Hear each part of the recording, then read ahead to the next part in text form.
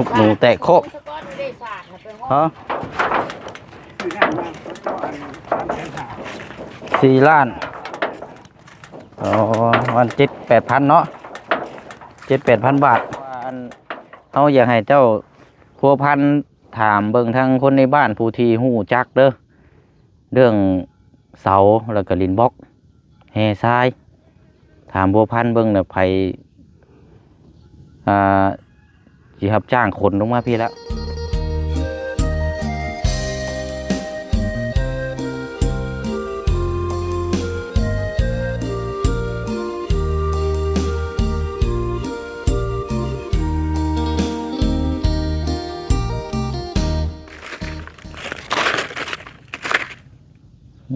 ดอกขาวต้นอยู่นี่คักเด้นี่เนาะโอ้จำสีแกงข่อยแหกมันในรอบ1 ปีเดียวได้นี่ฮะเอาเห็ดเพาะ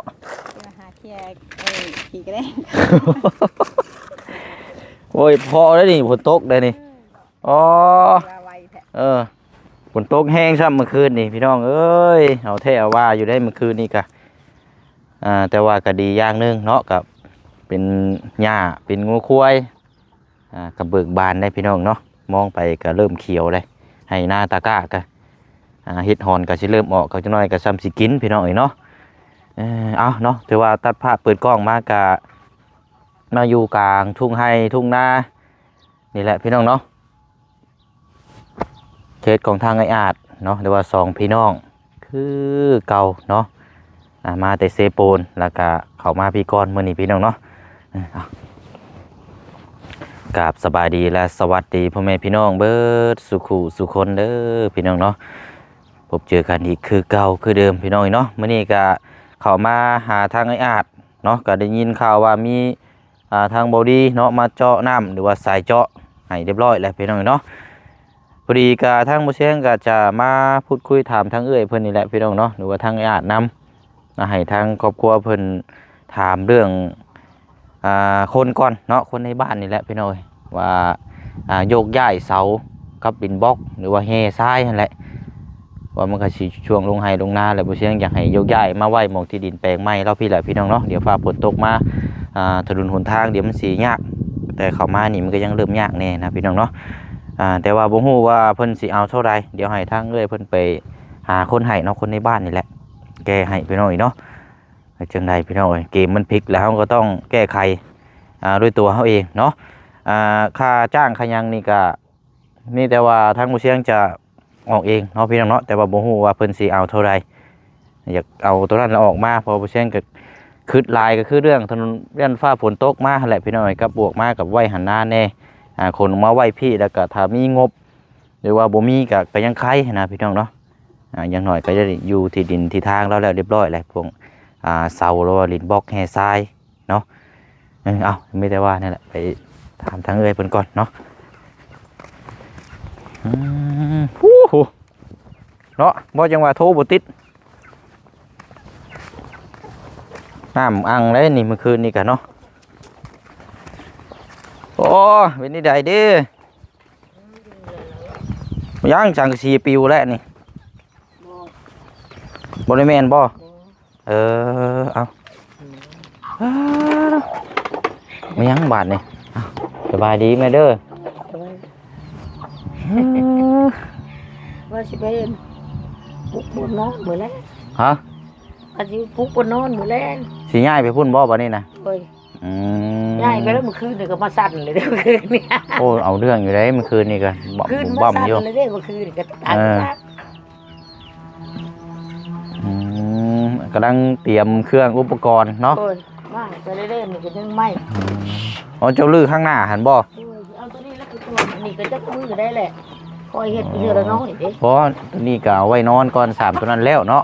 สำรองเด้มันบ่ได้ได้ทั้งเทื่อมันบ่แล้วมันเฮ็ดมือเดียวบ่ได้คนแฮงคนบ่สบายมันโชว์อยู่คอยเฮ็ดไปนะเนาะโอ้ยมันเฮ็ดมือเดียวบ่แล้วเด้ไปเฮ็ดคอยต่อเติมไปนะสิขึ้นก็ได้บ่แล้วบ่ขึ้นแล้วคันว่าเจ้าสิไปพุ่นเฮาก็สิตามไปพุ่นละไปเบิ่งพุ่นละคือว่าทั้งบ่ดีเจาะน้ำให้แล้วบ่แล้ว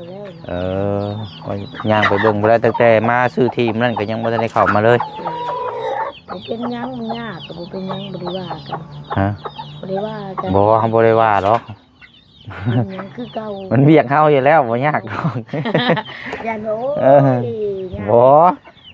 ขอให้มีเวียกงานดอกบ่ยากดอกเฮ็ดจนล่มพุ่นแหละ ยาก งั้นบ่มีแหละดีกว่า ขอบใจหลายๆบ่ได้ว่า บ่ย้านดอกเวียกงานน่ะ สะก่อนบ่ยากก็สิมา โอ้เรามาแต่พุ่นบ่อ่าน แม่นมันก็แบกไม้แบกถ้ากระสอบกระซีก็ได้ย้อนผู้สั้นนั่นแหละ อื เรื่ ม อยก็แบกไม้แบกหยังก็กัดมาหนึ่งเขามันบ่ได้มาคืนย่านลมแห้งแล้วก็มันดึกแล้วนี่ก็นั่งเผามันดึกแล้วก็จึงได้เป็นพากันไปนอนบ่าย โดยเจ้าสิไปพุ่นบ่เฮาก็ไปเบิ่งนํกันใช้อันเป็นไม้ตอกมาหยังมีอยู่บ่เฮาสิแบกไปซอยนํ ไปโลดอันนี้ย่างเท่านั้นเลยสิเอา ใช่ เท่านั้นเลย มีแต่นี่บ่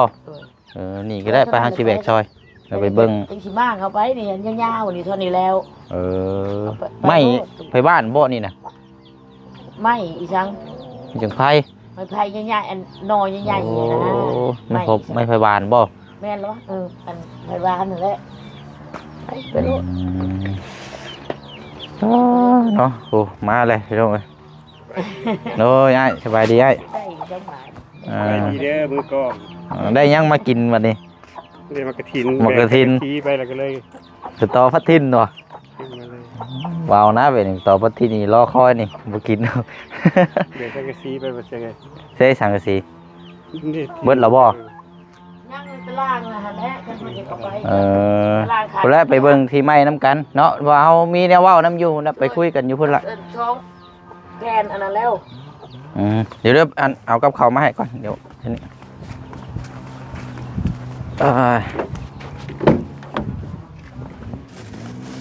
แกงอย่างน้อนี่ขัวไข่ไก่โอ้คักได้นี่เนาะเอาไหมอ่ะไปกิน2 คนให้เด้อ ใจหลายๆเด้อลูกเด้อ โดย ทั้งแม่น้องเปียวเพิ่นซื้อมา มาผ่านตลอดคือเก่า เริ่มย้ายไปพุ่นแล้ววันนี้เนาะเริ่มเคลื่อนย้ายแล้ว3 โมงที่พักที่เช้าเนี่ยนาทาวอน แล้วนี่ก็สิได้มากเลยกันมากไปแล้วก็ แม่นนั่นแหละเริ่มเฮ็ดแล้วแหละค่อยเฮ็ดไปเนาะ โดยที่ก็ได้พักมีเศร้าไปก่อนอีกไง หากก็เริ่มมาไปมื้อนี้บ่ โดย เอาไปวันเสาร์นี่แหละ อืม เอาไปน้ำเสือเอาไปน้ำซัก ต่อไปนะ ใช่แก้บ่นี่น่ะเอาไปกายใช่บ่ เอาตะวันนี้ก็ได้ ฮะได้เบิ่ง เอาไม้อันนี้แล้ว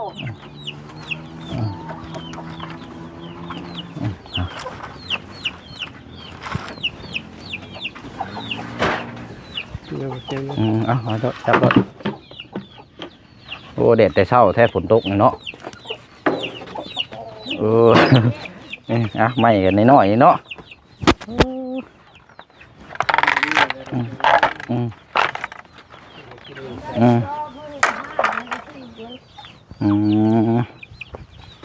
ไปเบิ่งเอาไว้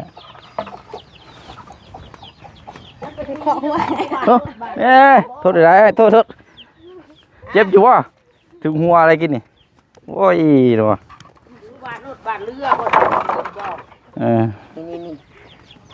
เป็นสีหันเด้ได้บ่ได้บ่ แบบไร สักกะสีสองแผ่นน่ะกับนี่มาพี่มาเบิ่งกินน้ำได้ก็ไปบ่ได้ก็บ่ไปได้ถึง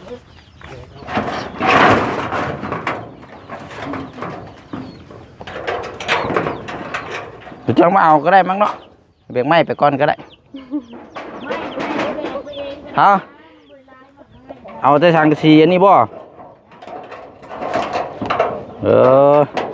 ทางสีก็เก่าบ่เลยเนาะ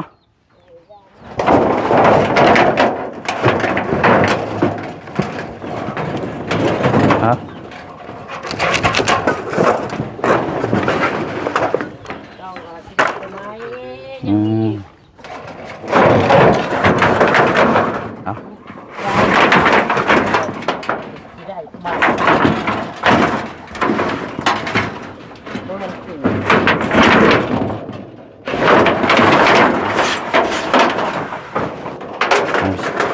นุกหนูแตกโคกฮะ บ่เลยแบกไปรถได้ เดี๋ยวผมขายสิแบกเอา แบกไปรถแบกยางพาทงไปเลย โดย เอาไปจักแผ่นจักใดหั่นแหละแล้วคอยเฮ็ดเอา บ่ได้ อืม เนี่ยบาดลึกบาดเลือเลยก็บ่ได้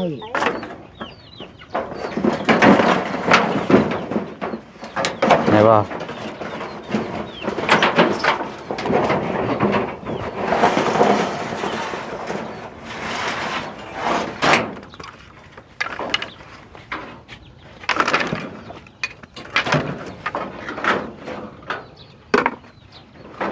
เอาไปมุ้งอันนี้น่ะเนาะ มุ้งตบอยู่ มา สามแล้ว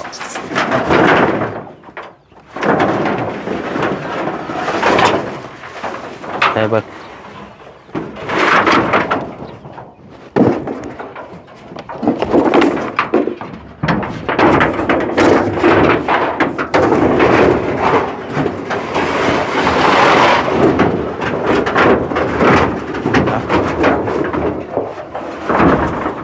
ใช่ ไปบ่สิ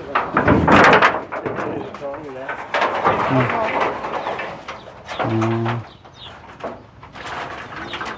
ไปพอละไปมันฉันจะเอาใช้รถกับมันก็กระเทิด เอาบ่ ย่างไปก็ได้ไปพอละไปเบิกน้ำกันก่อน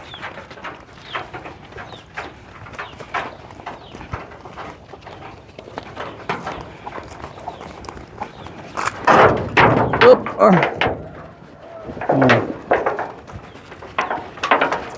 ตกแห้งบ่ไอ้ผลเมื่อคืน แห้งดีกว่าเจ้า โอ้แห้งอยู่เนาะ ทั้งฝนทั้งลมผลทั้งลม โดย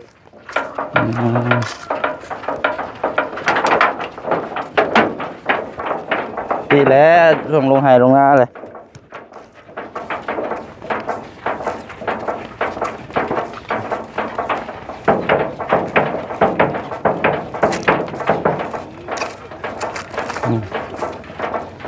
ฮะเป็นขนูนได้นี่เป็นขนูนแดงได้นี่ฝนตกเลย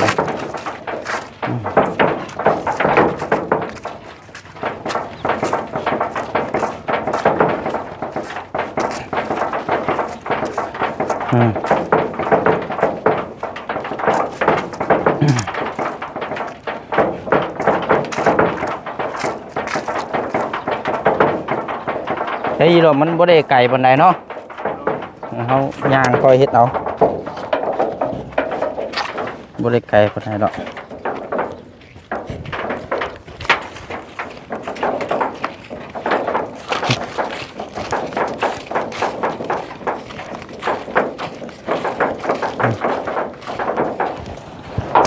ปุ๊บเอาแล้ว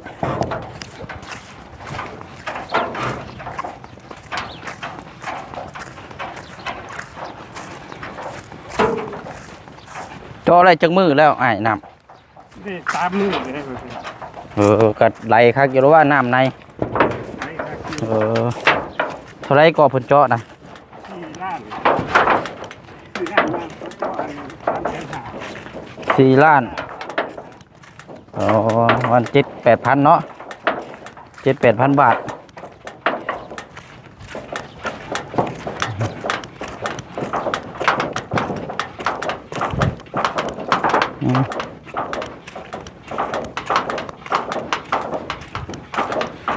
เอาละ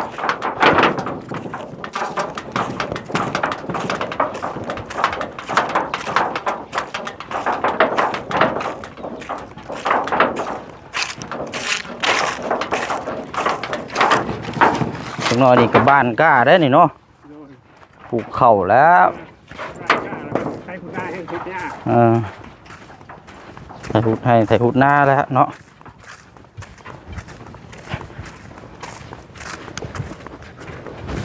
ใช่เจ้าจะปลูกมองได้นะมุมใด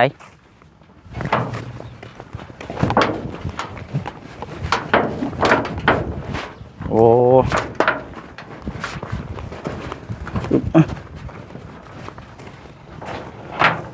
แต่ว่ามีห่มนี่เนาะ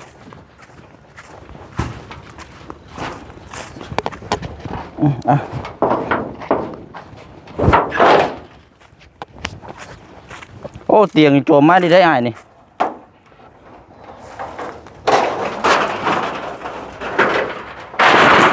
โจมมานำกันเจ้าคนเตียง ขอบใจได้บ่เสียงเด้อ เพิ่นโจมมาให้มื้อคืน2คนเพิ่นแบกมา คนในบ้านนี่บ่ โดยเพิ่นมาใกล้ เอามาเบิ่งน้ำก่อนมากระเจ้ามาก้านเขียนแหละอันกระเจ้าโจมมาให้เนาะเอาอยู่มุมนี้เลยเนาะ มันได้อยู่หม่องนี้เด้อบ่เสียง อ๋อก็ฝืดเถิด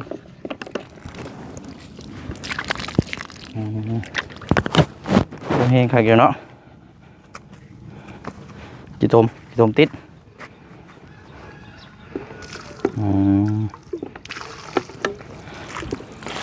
โอ้คักเย็นเนาะเย็นไว้เนาะอันเว้นคืออันสายไว้เนาะน้ำเจ้า อันน่ะเพิ่นเจาะคือมือนี่แล้วมือแรงมือเช้ามันผู้ขามาโยมออกอยู่ประมาณ2คุยนี่แหละ โอ้พอได้สิเนาะ แต่ก็ยังบ่ได้ใส่คักแต่เฮาโยมเพิ่นก็ยังขุ่นอยู่ เลยนะแต่เนาะพอได้พอวันเท่ามีน้ำเลยก็สบายแล้วพี่น้องเอามายืนอยู่โฮมพี่ก็ได้ไปมาพี่ก็ได้เอามีแนวว่าเนาะเดี๋ยวจังเพิ่นจังว่ากันก็ได้ให้เพิ่นมาดังเนาะปลูกอยู่ลุมพี่เนาะบ่ได้มีการปรับหน้าดินน่ะหยังบ่ได้มีหยังเพิ่มเติมมาบ่ นี่ยังเพิ่มเติมได้มันบ่ยังมีแต่สังกะสีนั่นแหละมีสายทางเมืองซนเพิ่นมาแจ้งว่าเป็นซอยสังกะสี สังกะสีไหม้บ่ สังกะสีใหม่นี่ สังกะสีเฮ็ดแบบแรกนะ สังกะสีปลูกเฮือนที่มุงเฮือนน่ะ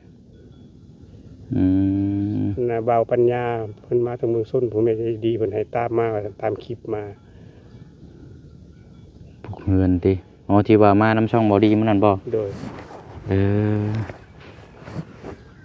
จังว่ากันนั่นน่ะเพราะว่ามันต้องขึ้นโค้งขึ้นเฮือนขึ้นซ่านก่อนอยู่แล้วนั่นน่ะ โดย หลังคาจังว่าที่หลังอยู่แล้วนั่นน่ะเอาหลักๆเลยเอาอุปกรณ์นั่นแหละเอาให้มันรอดก่อนตอนนี้นะ โดย ปั๊มมาดินขึ้นมาบ่ได้ก็บ่เป็นหยังปลูกเลยก็ได้แล้วจังขุดเข้าที่หลังก็ได้หรอกดินมันแน่นอยู่แล้วเพราะว่าเฮาก่อฐานสูงอยู่แล้ว โดย เต็มที่ก็50 60 70นั่นแหละมันก็สูงอยู่แล้วนะไม่ได้เฮาดินถมเข้าไม่หยังหรอกบ่ต้องคูณก็ได้หรอก คุณที่หลังก็ได้เนาะเสียง เนาะเอาอะไรน้อยมีแต่ว่าอันเฮาอยากให้เจ้าพัวพันถามเบิ่งทางคนในบ้านผู้ที่ฮู้จักเด้อเรื่องเสาแล้วก็ลินบล็อกแห่ทรายถามพัวพันเบิ่งน่ะไผสิรับจ้างขนลงมาพี่แล้ว โดย ถามมื้อนี้ก็ได้เด้อเดี๋ยวจังโทรบอกเฮา โดย ว่าเพิ่นสิเอาเท่าไหร่ โดย เอารวมเบิดหั่นแล้วเด้อเอาจนแล้วพุ่นแล้ว โดย เพราะว่าเฮาก็อยากให้เอามาพี่ให้มันแล้วนั่นแหละ โดย เพราะว่ามันยันพาฝนตกมาแล้วยันมันขนยาก โดย บอกเมื่อคืนนี้ฝนตกแห้งเลยเพราะนั้นกับพวกพันถามเบิ่งกับเจ้ามาเบิ้นั่นแหล้วว่าสิเอาเท่าไรนะคันว่าราคาพอพังก็ให้เพิ่นเดี๋ยวเจ้าก็โทรมาหาเฮาว่าจังไดกันนั่นกันให้เพิ่นดำเนินการเด้อเฮาถามเบิ่งได้เด้อ โดย คนฮู้จักแน่ทั้งเอ้ยเพิ่นก็ได้ในเพิ่นฮู้อยู่ดอกว่านั่นคือคนในบ้านนั่นแหละให้เพิ่นขนแต่พี่แล้วเอามาพี่แล้วเอาลงเลี้ยงไว้แถวนี้ก็ได้นี่แถวนี้ โดย เลี้ยงไว้นี่แหละเจ้าก็จัดแจงเบิ่งมองได้ทางออกทางเข้าเพื่อรถว่าสะดวกสบายเบิ่งนำมาแล้วค่าจ้างก็งบคนนี่ก็ยังบ่ได้แล้วเพราะว่าเฮาสิเงินเฮาเองนี่แหละสิซอย โด เพ ย ราะว่ามันก็หึงแล้วเฮาอยากเอามาไว้พี่แหละ โดย คันว่ามาลงนี่แล้วก็คันว่ามีงบหรือว่าบ่มีก็จังว่ากันอย่างน้อยก็เลยมาอยู่ที่นี่เด้นั่นอยู่พุ่นยังคันสิเว้าก็ยังนอนก็ยังมือกายตะภาคอยู่ โดย มันยังคิดหน้าคิดหลังอยู่เนาะ โดย สิบ่คิดมันก็เป็นไปบ่ได้นะพี่น้องมันก็พลิกเกมพลิกตั้งแต่พุ่นแล้วก็ยังจุกเลยเอาละมีแต่ว่าเฮาฝากเพิ่มเติมตัวนี้ได้เด้อ โดย ถามเบิ่งแล้วกันแล้วก็โทรแจ้งบอกเฮาได้เด้อโดยช่วยกันนั่นแหละเฮาก็ โดย บ่ฮู้ว่าสิหาไปมีแต่ว่าให้ชุมเจ้าแล้วถามเบิ่งคนในบ้านนี้แล้วกันให้เพิ่นผู้พันถามเบิ่งว่าเพิ่นสิเอาเท่าไหร่ให้เพิ่นคอยคนนั่นแหละมือเล็กมือน้อยก็ได้บ่ได้งานบ่ได้ดิบหรอกเพราะว่าเฮาบ่ได้มีการสะคอยเฮ็ดไปก็ได้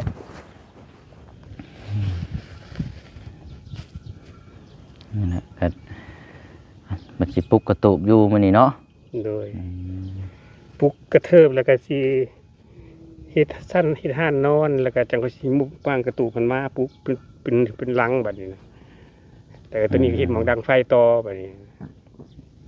เพราะว่าเฮาบ่มีไม้เด้ อยากน้ำไหม้นะ โดยก็จักสิได้สำได้แล้วบ่เสียงเอ้ยไม้ก็ดอกหมดเลย มันบ่มีไหม้เนี่ยหา ไหม้ คัด คือ กรองเอาเบิ่งหั้นแหล้วตัวใดที่มันนั่นก็ คือบ่เสียงเห็นนั่นแหละสำเนียงมือนิ้วเท้านี่ก็มีเก็บมาใส่ อืมเนาะเบ็ดแต่เศร้าเลยนี่เนาะไปย่างมือพุ่นบ่บัดเนี้ย โดย มาพุ่นอีกบ่ โดย ไปซะเนาะนั่นแหละพี่น้อยแจ้งบอกทางเพิ่นเนี่ยจังว่ากันนะจังโทรบอกเฮาเด้อ โดย ไปมื้อนี้เนาะอันนี้ก็ให้ทางเพิ่นเฮ็ดเวียกเฮ็ดงานและคอยเฮ็ดคอยไปหั่นแหละพี่น้อยเนาะย่างไปย่างมากก็กระเพาะขึ้นบัดนี้เจ็บท้องแท้เป็นอยู่นี่ บ่เสียงน่ะบ่ แต่เศร้าพอ บ่เสียงบ่ เนาะเอาเท่าไรแล้วครับ